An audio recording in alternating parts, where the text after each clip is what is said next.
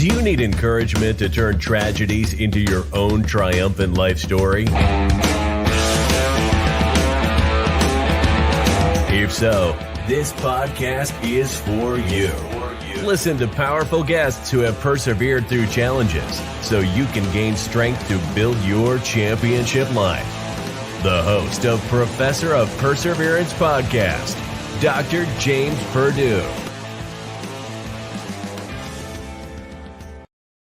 All right, welcome back to the Professor of Perseverance podcast. I am Dr. James Perdue, the Professor of Perseverance himself. Hey, this is October Breast Cancer Awareness Month. So when you're watching your favorite NFL team sometime this month, you're going to be seeing them wear pink. If you're watching baseball getting closer to the playoffs, they'll be wearing some pink, I'm sure. And so this is Breast Cancer Awareness Month, October. And for our guest today, she's going to share her story of how she is a breast cancer survivor and how she's able to do this and help other people along the way. Remember, this podcast is encouraging, helping, motivating, inspiring, and providing hope for people that don't see a way out. And here we get guests on here that show you there's a will, there's a way, life is great. Live it the best you can. So welcome to the show today, Andi Meltzer. There you go. Thank you. All right. Thank you for having me. No, thank you for coming on and giving some of your valuable minutes to help other people in your circumstance and that may need a little hope and encouragement. And thank you for coming in to share. Absolutely. I'm happy to be here. All right, Andi, if you just want to go ahead and dive on in, I'm providing a platform for you to get your story out, and let's go ahead and get that story going. And you go ahead and kick us off when you first found out about everything. Yeah, so it was almost to the day, almost 4 years ago, that this journey of breast cancer began. So this time, 4 years ago, I had no idea what was going to happen and how my life was going to be changing. But it was during October when I had just my routine mammogram, and I didn't have any reason to be concerned, just a typical routine mammogram. And they found something that was worth looking into. So the doctor recommended that I get another mammogram and a little more detailed mammogram and an ultrasound. And so I did that. And at that appointment, during that ultrasound, the radiologist said, call your doctor today to schedule a biopsy. Sorry, I couldn't think of the word. That's to okay. schedule a biopsy. And so, yeah, so that's got to be. I did that. And yeah, I was going to say that's got to be frightening, even though they hadn't quite come out and said the C word. But when they're saying we need to go ahead and run a biopsy, that can't be. That's got to be a little frightening. It is frightening, and I'm glad you mentioned that too, because that's really a grieving experience. And so now I'm a grief recovery specialist, so I'm going to identify grief all over the place where I see it. And so oftentimes people think about grief and they think of death, they think of divorce, maybe empty nest. And those are the three areas people usually associate with grief. But the truth is that grief is more broad than that. It really has to do with anytime there's a change in circumstance or the end of a routine, end of something that's a normal pattern. And so when all of a sudden there's the possibility of a scary diagnosis, well, that's a change right there. It's certainly the end of an era and it's a change. And so it was frightening. And when I had the opportunity, I had the biopsy done, and it was right around the holiday time, around Thanksgiving, and the doctor said, when I get the results, do you want me to wait until after Thanksgiving? And I said, no, as soon as you find out, I want to know. and it was 2 days before Thanksgiving. So when all is said and done, between the tests, I found out 2 days before Thanksgiving in 2017. And so Okay. that was the beginning. Yeah. And that was when there was confirmation. Yes, it is cancer.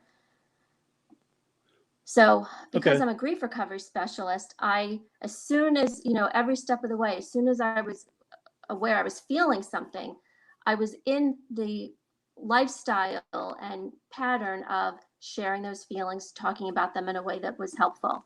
But just because I do this work, that doesn't protect me from having these big feelings. That's right. It gives me the tools. Yeah. So I still feel scared just like anybody else would. Yeah, even though you're already this grief recovery specialist, going into this doesn't make it any easier emotionally. But again, you do know you have a head start over a lot of other people. Yeah, and I have to say, I was really grateful for that. I'm always grateful for that because life happens. Things happen, and sometimes we can anticipate, and sometimes we don't. Sometimes, as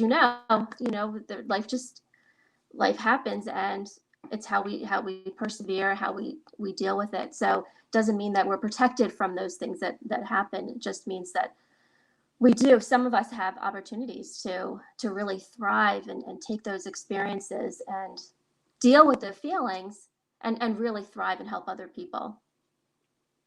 Now, at the beginning, once we found out the biopsy was, I guess, considered positive, then is that what they call it? Positive, that it come out, Yeah. Yeah. and so then Yeah. what kind of again, being a grief recovery specialist, what kind of a support system did you have, or did you have any, or did you go grab some people to be a support system with you? It's really was a combination of both because I had my normal people, my people in my inner circle that I talked to, but then I also was reaching out to new people in my life, other people who have had breast cancer, people who've had family members with breast cancer. And so it was definitely a combination of both. I had people right in my support system that are already set up that I make a phone call and I have something I have to get off my chest, and I do those moment to moment things. I have a support system with other grief recovery specialists. We're kind of family, and so we're there for each other as well. And so I reached out to some of them and was really able to be totally honest without worrying about being judged, without worrying about modulating what I'm saying because I don't want to make anyone feel bad. I could really just say, this is what's happening. This is how I feel. Yes. And get some, and get some of that feedback right from my people. But I also felt this need to go out and become a member of some of the support groups in the area, mostly online. On Facebook, there are some wonderful breast cancer support groups. And one or two of them, I was really active, right, in that first year. Now I've moved away from those. Now I'm into, another one or two. So at different stages where I am, I'm finding support in those breast cancer communities. And I'll tell you one example was, this is fast forwarding after after treatment and after that period of time where I was getting rides to my appointments. And it was the first time that I went to an appointment to get a scan, and I just went by myself. And when I went, I had, because technically it was in my pocket, I felt like I had a support in my pocket because I had my phone in my pocket, and I had messaged the group that morning that I was, having this test today, and they, immediately, 100 responses of, emojis, and I'm there for you, and you've got this, and all of that. And so I felt like, I had that. But I will say that after that experience, I realized that for me, that wasn't enough, that I really did need to, even though I didn't need a ride, it really was helpful to have a support person with me to that appointment. So that was a good learning experience. Now, of course, with COVID, I wasn't able to do that. But prior to that, I would take my people, my mom or a friend and go to those appointments. So I had definitely a combination of support from my people as well as some new people in my life from these communities. Yeah, gaining new people as you go along and meet new people and figuring out. Yeah, yeah, that's understandable that you're going to be piling this group up bigger and bigger and to help each other. So Yeah, and also it's interesting because there were some people that I have known for a while and didn't know that they either had breast cancer maybe many years ago or had a family member with breast cancer. So when I started talking about it, even people in my maybe my middle circle, I'll say, or maybe colleagues that I had hmm known for a long time, they started opening up and telling me about their experiences. So it really opened the doors for some really beautiful conversations and some beautiful support along the way. did now what was your treatment like? So it was caught early. So I had a choice if I wanted to get a lumpectomy or mastectomy. And so I was grateful to have the choice, and I chose a lumpectomy. And so I had the lumpectomy and I had radiation. And then I had attempted some hormone therapy. Unfortunately, I wasn't able to stay on that because of some of the side effects. Okay. But Uh, primarily the lumpectomy, the surgery, and the radiation. and I love that you, even though you were capable and you felt strong enough to go to your appointments by yourself, I'm glad you were able to realize or wake up, I need someone with me. And, not only would it help you, it's helping them because they know instead of me sitting at home, I could be doing something to help. And so now they're out helping. So I'm glad you, again, whether you woke up and decided or realized it or someone suggested, whatever it was, I'm glad you opened up to get this support. Yeah, you know what it was? I was sitting in the same building, in the same waiting room where I'd had the test before. And so just being there in the same spot, and it was the test was a mammogram or an ultrasound, I forget which, but I remember sitting in the same waiting room and just being in that same space and with the same gown, the same pictures on the wall, and remembering that just I forget what the timing was, but that at some point I was there, finding all of this out.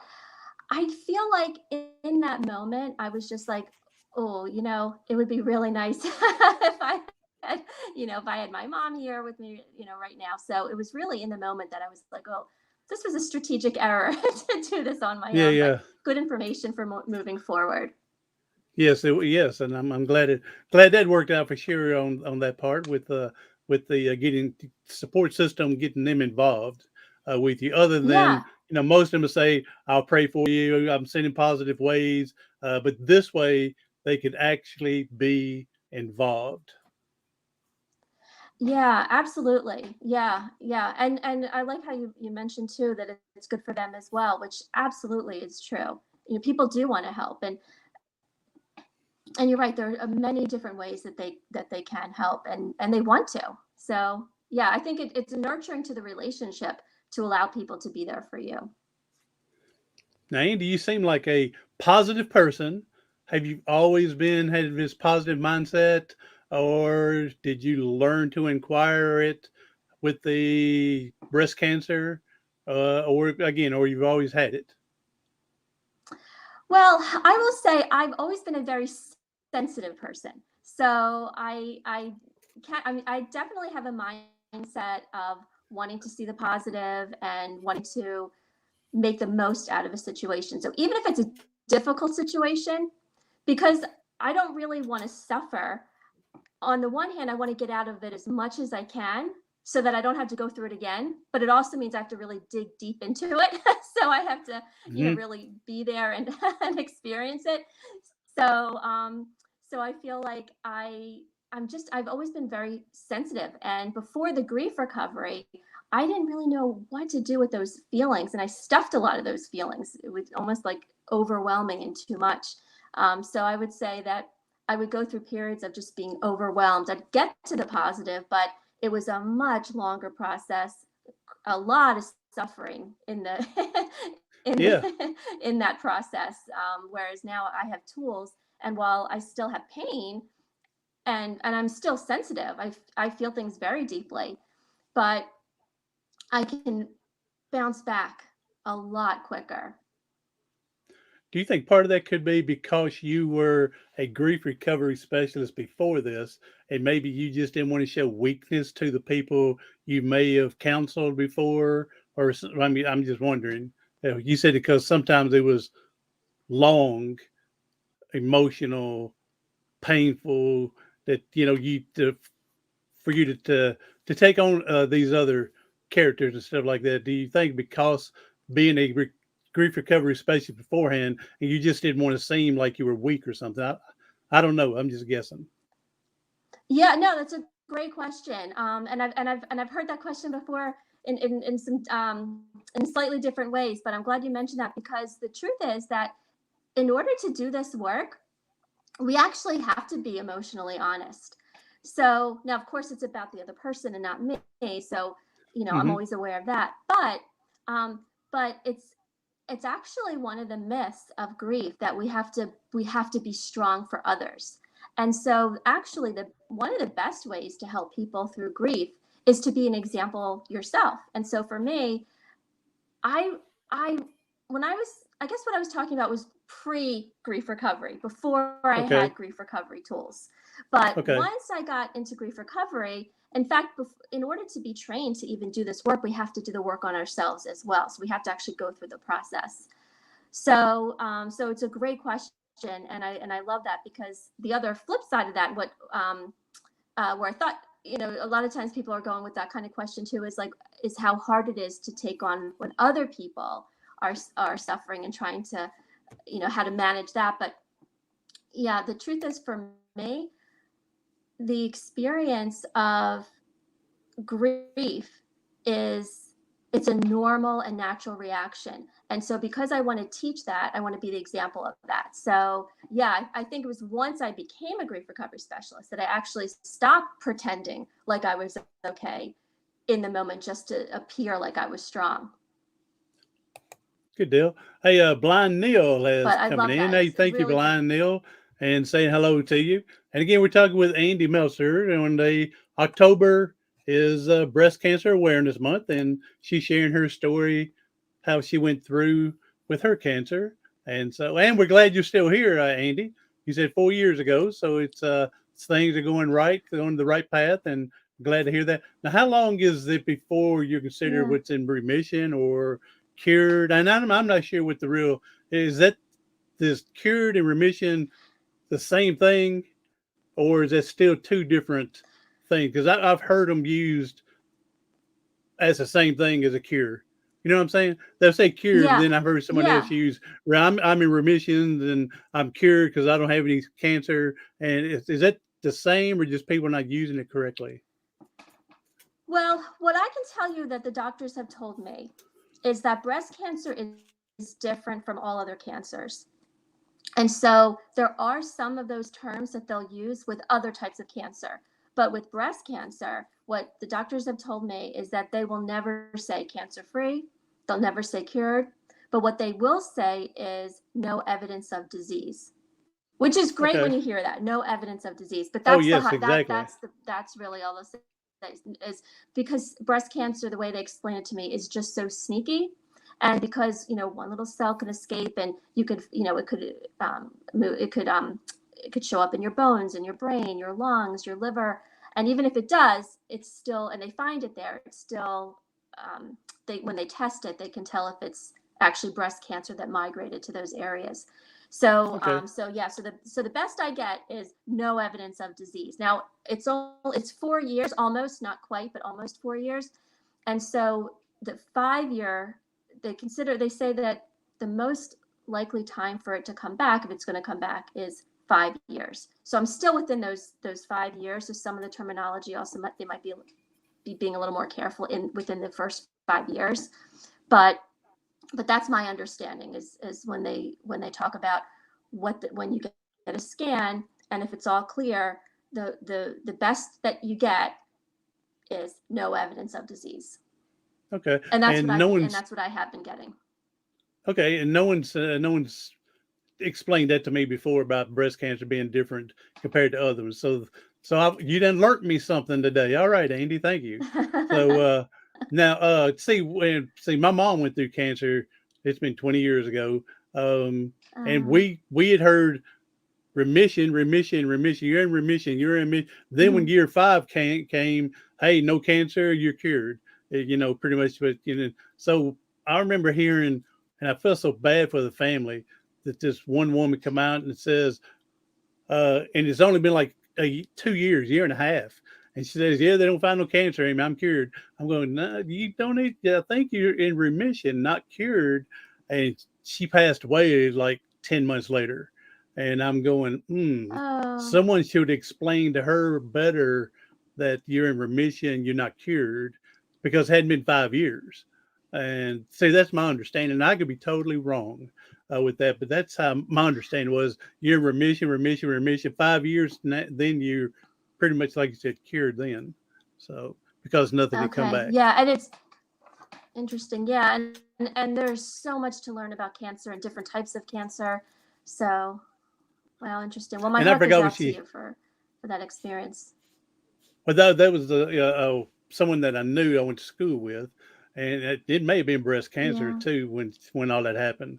And so, with you explaining to me the Mm, difference, may help me understand that maybe she didn't understand, or maybe she was trying to be so positive to not scare people. I don't know what it was. But my mom, she's been cancer free for 20 interesting. years since her incident. She had lung cancer. They removed a part of her lung. She did the radiation, and she's been going ever since then. So, well, I'm so Oh, glad. that's So wonderful. glad that you. I'm glad to hear Thank you. that. Well, I'm so glad that you've been here and there's no evidence detected. And I hope you continue hearing it for the next year. And now, after 5 years, if there's no Thank evidence you. detected, do you still have to go back yearly, 6 month? Because my mom had her cancer. They were still checking her, I guess for that 5 years, they were checking like every 6 months. And then Yeah, finally she it. said she didn't have to come Mm, back. mhm. Yeah. Well, I'm not really sure what's going to happen after the 5 year mark. So I know they're still going to be following me, but I'm not sure what the schedule is. But I feel confident in my team. So like even now when like now I'm at the point where it's yearly. There was a 6 month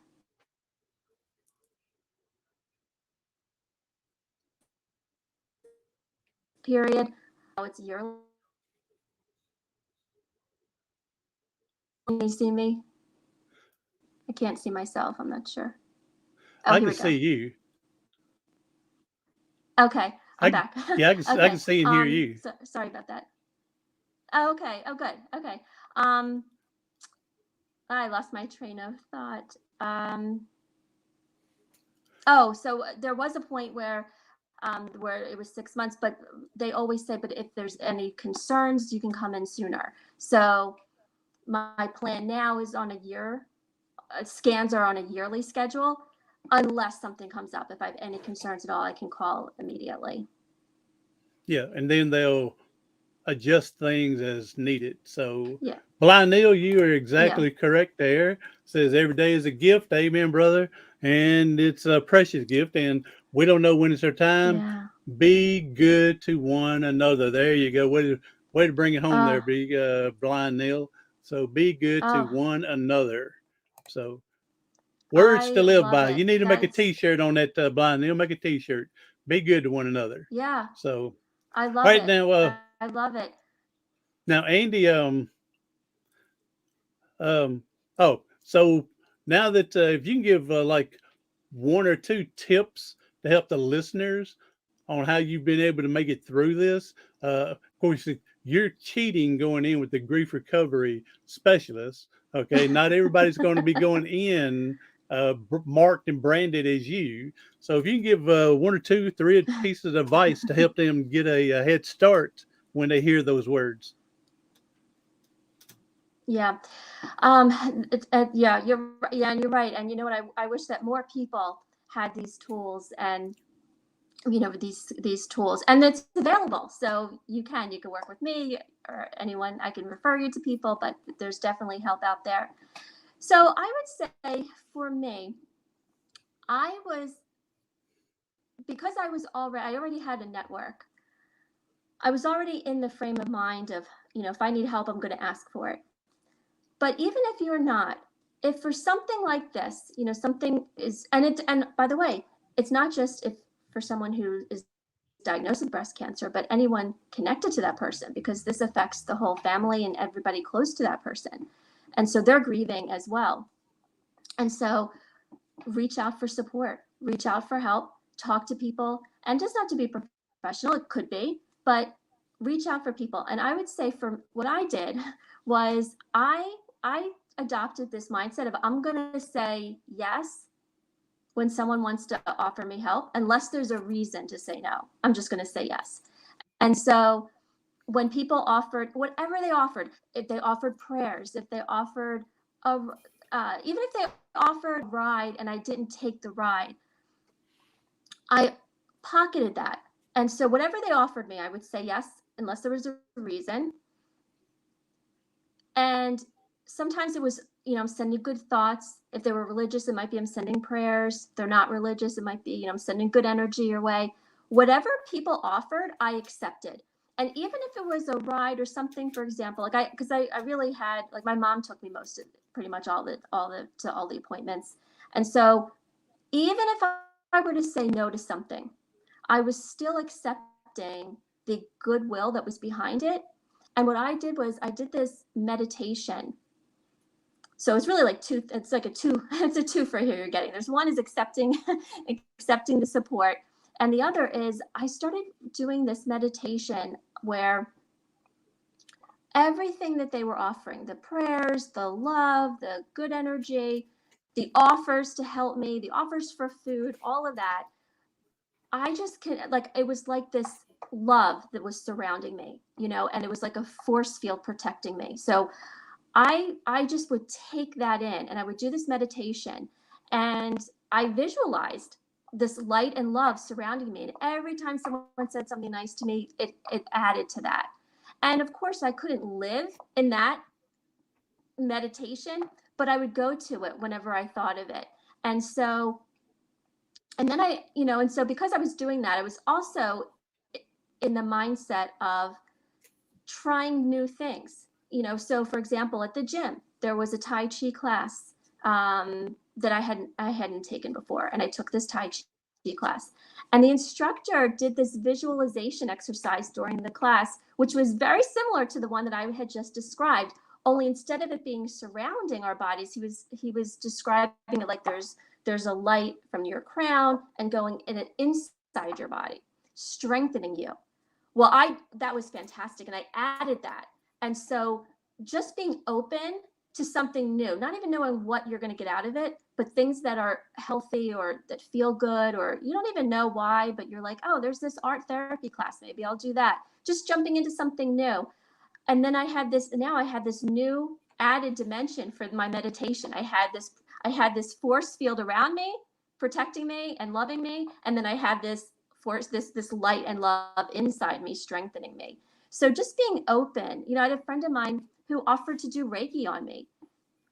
It was such a beautiful experience. She came to my house with her table and she did this Reiki exercise, and I felt like I was in the realm of angels. It was right before my surgery, and it was beautiful. So those are a few of my tips. Accepting help when possible, and taking opportunities for trying something new, like a Tai Chi class or whatever. And also during my after the recovery, when I was involved, really pretty actively involved in one of these breast cancer support groups, we were doing all kinds of exercises during the pandemic on Zoom. We were doing art therapy and Reiki, and oh my goodness, all kinds of, I can't even think off the top of my head, all kinds of activities.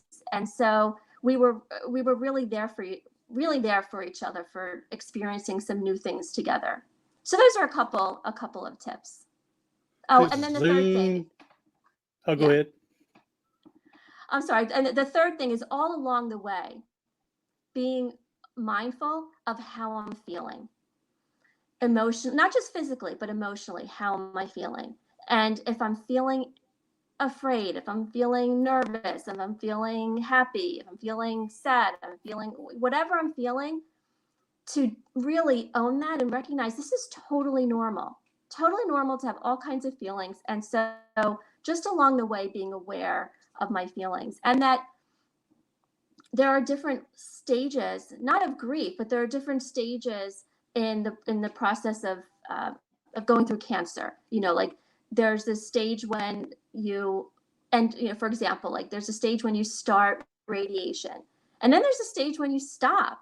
And for a lot of people, there's grief in that in when treatment ends, and it can seem confusing, but the truth is that grief is not logical, it's emotional. And I've talked to many women who've had that experience where, yeah, they want it to be over on the one hand, but there was a comfort. They also are a little scared, like they're just kind of being, like they're graduating to another level. So it's less care, it's less someone's eyes on them, less, treatment is over. And so there can be some fear there. And also there's a routine that you develop relationships with the people at the center, where the treatment center. There's a routine of going to get the radiation or whatever the treatments are. There's a protocol, and you get to know people, and it just becomes part of your routine. And then when the routine is over, there can be a grieving process in that. And so just being mindful along the way of how you feel, and that it's normal, it's natural, doesn't have to be logical and make sense, but embracing that this is where I am right now. And there's no one right answer with this because we're all different. So we would all experience everything in a different way. I can see what you were just Yeah. saying to the last part when everything is finally over, treatment's over, and everything. And I can see happiness and glad this is over with. But then I can see quickly bottoming out fear because it's what if it comes back? Will the treatments work again the second time?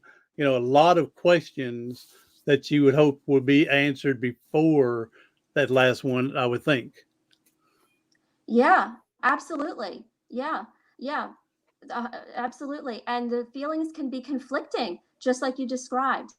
And sometimes that can be confusing, and people tend to judge themselves for how they feel, like, well, they shouldn't feel this way, or they should feel that way, or I should be grateful it's over. Well, you can be both. You can be grateful that that stage is over, that particular treatment is over, and still feel like nervous that, oh, well, now what, or all kinds of feelings, and that's totally normal. And it What's affects next? not just your body, it can affect a lot of your relationships. Not only the cancer, but the treatments can have a huge impact on your body. And so you're different now, and it can affect your relationships. And so, yeah, it's just being mindful of how you're doing and how you're feeling, and that it's okay. And the sad thing, whether it's breast cancer, or spinal cord injury, whatever people are going through, sad thing is that we won't go through it alone unless we kick people out. I mean, sad thing is my family had to go through with me being paralyzed, even though they didn't, but they're emotionally, spiritually, involved with everything. And so they had to go through the suffering as I went through the suffering. And then they went through the Yeah. ups and with me as well, as much as the downs. And so roller coaster ride. Yeah. So it doesn't matter what you're Yeah. going through. If as long as you have a support system, you're not going to be alone unless you decide to kick them out. So, all right, Andy, thank Yeah. you for being You're here. right. And You're right. well, Andy, thank you for being here and everything like this. Appreciate it. If you go ahead and tell us how people can find you in case they want to talk to a grief recovery specialist and how they can get a hold of you. Yeah. Oh, well, thank you so much for having me, and thank you so much for providing this platform to talk about this. And I do want to just mention, for some women, this breast cancer awareness month can be triggering. And, so I just want to, just my heart goes out to you, whether you're embracing this month and happy to see all of the things that are going on, or for those of you who are triggered by it and you don't like all of that. I just honor wherever you are on that journey. And so you can reach out to me. The best way is email. And the email address is Andi, ANDI,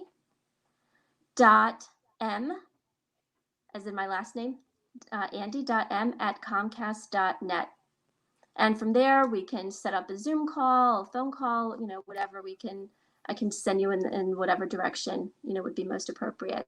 I'm on Instagram and Facebook, Andi Meltzer on Instagram, all one word, Andi Meltzer, and on Facebook, Andi B. Meltzer, grief recovery. But if you just put in Andi Meltzer grief, it'll populate. But I'll put those links if you email me. Yeah, I'll put those links in the description of the show notes to make it easier for people to come find you. So, all right, Great. Andi, last thing here. We know the people are struggling, and if you could give us a message, a powerful message to help them get through today, boy, it's going to be a blessing. Yeah. Well, if you're struggling today, you are not alone. And whatever you're feeling is normal and natural. We are human beings with feelings. And it's actually, if you think about it, if something sad happens, it would be kind of weird not to be sad. If something scary is happening, it kind of wouldn't make sense that you wouldn't be afraid. So we don't judge when you're happy, right? If you're happy, we don't say, well, why are you so happy? We don't judge that people shouldn't be so happy. So if you're struggling today, you're not alone. It's normal and it's natural, and you can reach out. If you don't know where to begin to reach out, you can reach out to me. There's one person, and James, I'm going to nominate you. I think you would be someone that someone could reach out to. If I can do anything to help, just get a hold to me. Yeah, you won't be alone. And then I'm sure, same with Andi, that we would help you find someone that would specifically meet your needs. So we would definitely help the standard to help you for that. So, all right, Andi, thank you for coming in. Yeah, You're such a special. Isolating. Oh, yes, it does. Yeah, they could definitely feel it, but try not to be isolated. And that's hard sometimes. So, because we love our our time, but there's times where you need to open up and embrace all the good stuff that you deserve in life. So, Andi, thank you for being here. Thank you for sharing. Everybody else, and Blind Neil, thank you for coming in and sharing with us today. Everyone else, do something today, tomorrow, something next week that's going to help you persevere past your